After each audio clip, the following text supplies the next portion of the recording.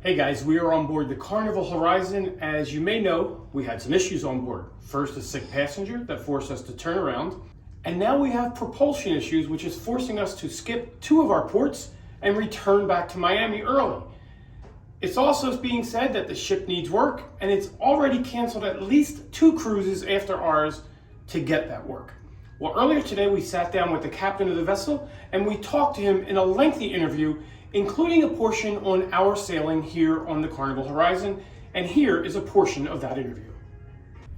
So let's talk about our sailing in particular. When we first got on board in Miami, we had sailed away for an hour or 2, and then there was a medical emergency on board, and we had to turn back a little bit so the Coast Guard could pick that passenger up. Has there been any word from anybody regarding the health of that passenger? Are they okay? Well, as far as we know, everything is fine. You know, the passenger was brought back to a medical facility, and he did receive the cure that he needed, and so far is nice. It's fine. Now there is our care system that taking care also for the communication and for the people if they need anything while they are ashore. So that must have been tough enough to go on the loudspeaker and tell everybody we were going to be late to our first port because of a medical emergency, which of course nobody can help. I mean, people first over top of anything. That's just, you know, that's life. But then they have to come back on the next day with propulsion issues and tell everybody that we were going to miss 2 ports in the Dominican Republic. How hard was that for you?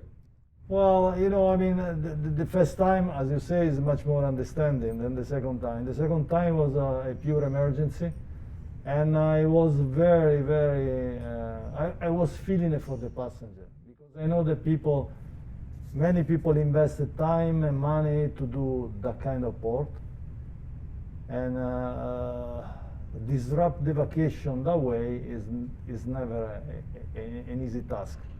And I was really feeling on the bottom of my heart to communicate that.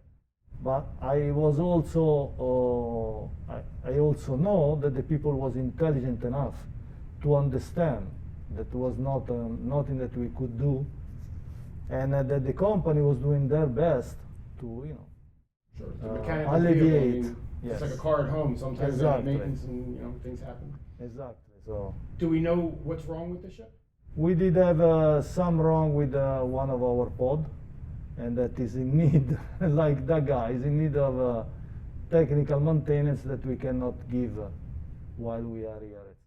Now, we had heard that they canceled the next 2 cruises so they could fix the propulsion issue that you're having.